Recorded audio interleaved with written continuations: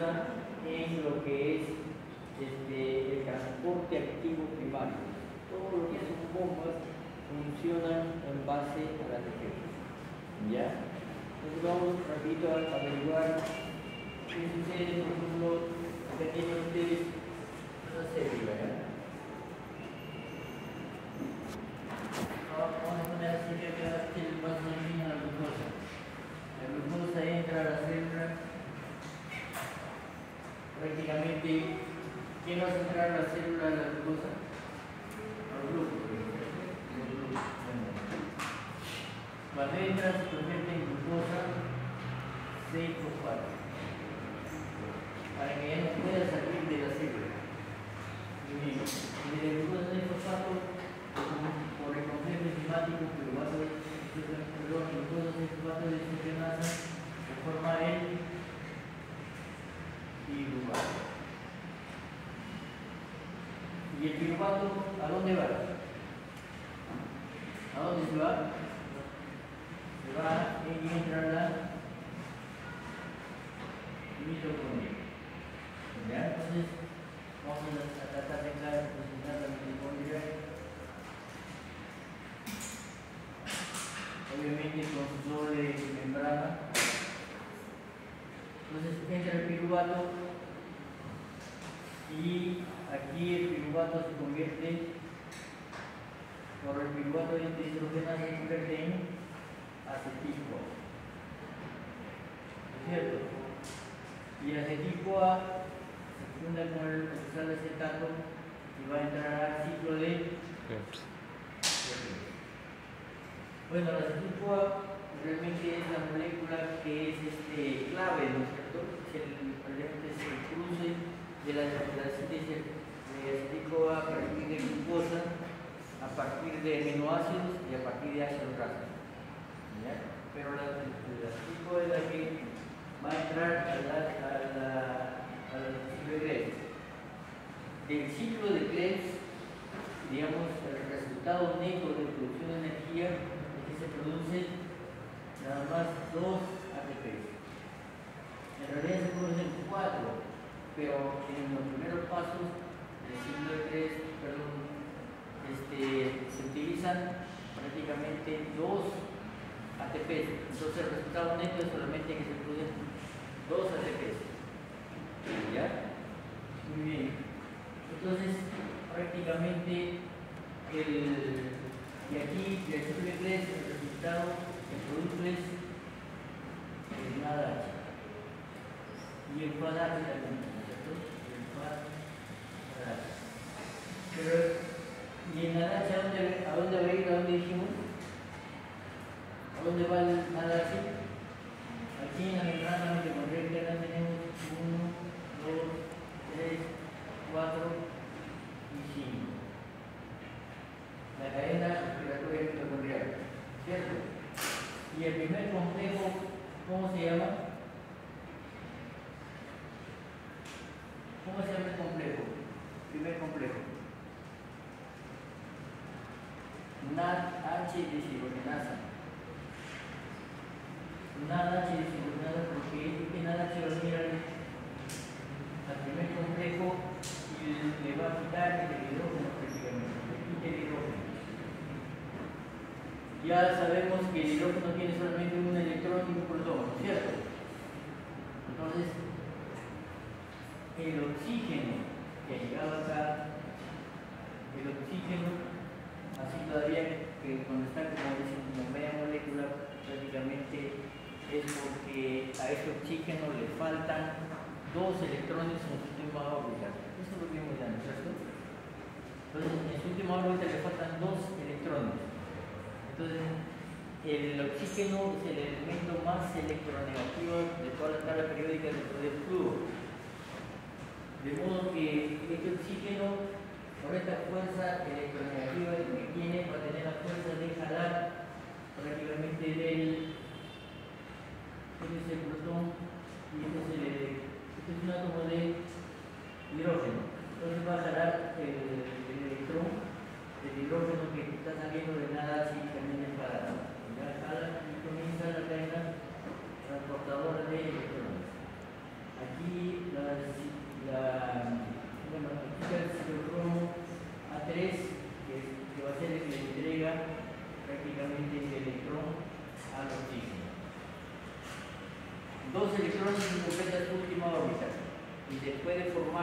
agua, ¿cierto? O sea, el oxígeno va a tomar agua.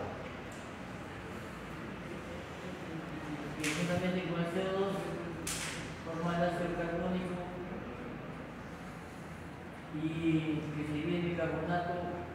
Bueno, también el CO2 y el CO2 puede llegar a ser eliminado por vía aérea, ¿cierto? Eso sí lo saben. No hay por qué repetirlo. Entonces, lo que les quiero decir es de que ya el electrón pasa por acá, pero los protones se acumulan acá. ¿No es cierto? Y ahí estos protones pasan por el tipo complejo para la formación de ATP. Y el ATP, ¿dónde se va a usar?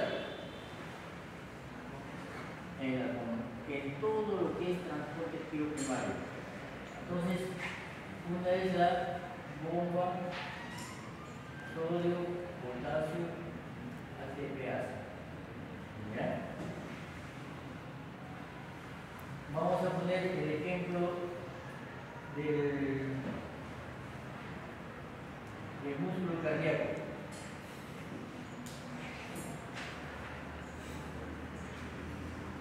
Bueno, según lo que estamos mirando, porque tenían de verdad de todas maneras cierta duda, pero estamos viendo, en general todas las células de nuestro organismo necesitan transporte primario. Todas utilizan energía.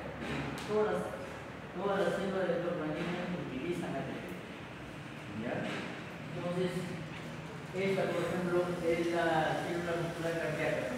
Viene potencial de acción, hace que se abran los canales de calcio, que quita el calcio, entre el calcio por ese canal de una ayuda por botaje, también también el calcio, entre el calcio. Y aquí tenemos el tipo de problemático, que es un tipo de problemático pequeño, ¿no es cierto? Este calcio va a venir y va a acumular los receptores de renina y va a dar el calcio. El calcio que viene del retículo endoplasmático y del calcio que viene del músculo T y del núcleo celular, aquí la actina y la miosina, ¿no es cierto? Acá tienen ustedes la troponina. El calcio se une a la troponina C. ¿Y qué va a ser el resultado? ¿Qué va a hacer cuando se une el calcio a la troponina C? El resultado es que se produce la contracción del músculo cardíaco, ¿cierto? Pero obviamente utilizando también ATP. Muy bien, pero para la relajación, acá tienen también ustedes el tipo de problemático. Para la relajación, una vez que el calcio se libera de la troponina C, el calcio tiene que entrar nuevamente al retículo citoplasmático, lo que cabe, por decir en el retículo citoplasmático. Aquí, ¿quién actúa para que se meta el calcio al retículo citoplasmático? La proteína C, porque también se llama calcio ATPase, también es una bomba. Entonces, vamos a tener cerca. Entonces, esta bomba prácticamente utiliza también ATP. Si esta falla, prácticamente el calcio se incrementa acá en el citoplasma, ¿cierto? Pero como este retículo citoplasmático es pequeño, va a sobrar de todas maneras calcio que va a ser sacado por una proteína intercambiadora. Saca el calcio y mete sodio para poder sacar el calcio, ¿no es cierto? Ya, y este sodio que entra acá, ¿quién lo saca? La bomba sodio, potasio, ATPase. ¿Ya? Muy bien. Entonces, de esa manera, prácticamente las concentraciones de sodio dentro de la célula muscular cardíaca se regulan. ¿Ya? Pero si esta bomba falla, si no hay ATP, ¿qué va a pasar? Primeramente digamos con el sodio. ¿Qué va a pasar con el sodio si no hay quien lo saque? La concentración de sodio se incrementa, ¿no es cierto? Porque ya no hay quien lo saque. Si este se incrementa, de todas maneras va a inhibir a esta proteína cotransportadora y también ya no va a haber quien saque calcio. O sea, la consecuencia directa es de que tanto el calcio, por un lado, se incrementa su concentración. Entonces, por ejemplo, en los pacientes con COVID, los primeros síntomas que tenían, digamos, al inicio de la enfermedad, decían, tengo palpitaciones fuertes, porque obviamente la concentración de calcio se estaba incrementando dentro de la membrana, dentro de las células de la muscular cardíaca. ¿Ya? Pero a la vez ustedes se dan cuenta que también el sodio se está incrementando, ¿no es cierto? Porque no hay quien lo saque. Ustedes saben muy bien de que el sodio es un ion osmóticamente activo.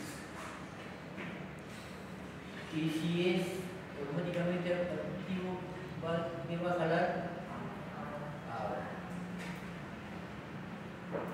Y si jala agua adentro del citoplasma, la consecuencia ¿cuál va a ser? Yo puse, creo que no sé si en el PubMed o puse en el Google académico, no me acuerdo, puse ¿qué pasa si es que falla el transporte activo primario? Y salió ahí, decía completamente, si falla el transporte activo primario, la concentración de sodio dentro del citoplasma de las células se incrementa. La consecuencia es de que se produce edema celular, la célula se hincha y explota. Y si es que las células se explotan, ¿qué le pasa al organismo? Se muere. Entonces, por eso es importante, digamos, el tema del oxígeno en nuestro organismo. Entonces, creo que la idea central, digamos, del curso es de que no veamos al proceso de la respiración solamente como que el oxígeno llega a los pulmones y sale de los pulmones. Ya hemos dicho que esa es ventilación. Que no solamente que el oxígeno es transportado en la sangre, porque hemos visto que cómo se transporta en la sangre, ¿no es cierto? En el centro vital disponible del átomo de hierro, formando enlaces de hidrógeno con la aspirina distal, que está en la posición 73 de la NCE. ¿De acuerdo o no? Ya. Y también que finalmente el oxígeno llega a la matriz mitocondrial. Recuerden que la presión de oxígeno a la matriz mitocondrial es solamente de 1 milímetro de mercurio. Entonces, por el gradiente de presión el oxígeno llega a la matriz mitocondrial. Pero ¿para qué? ¿Qué es lo que hace este oxígeno en la matriz mitocondrial? Forma ATP. Y si no forma ATP, no funcionan las bombas de sustancias de grasa y realmente se produce alteraciones, digamos, con edema celular y la persona, bueno, las células celulares se hinchan, se dematizan y se enferman. Ese es por ejemplo en el corazón, pero en el episodio bien también que en la segunda porción del tubo contorneado distal existen las células intercaladas. ¿Qué transporte activo mueve células intercaladas? Y miren acá, bueno,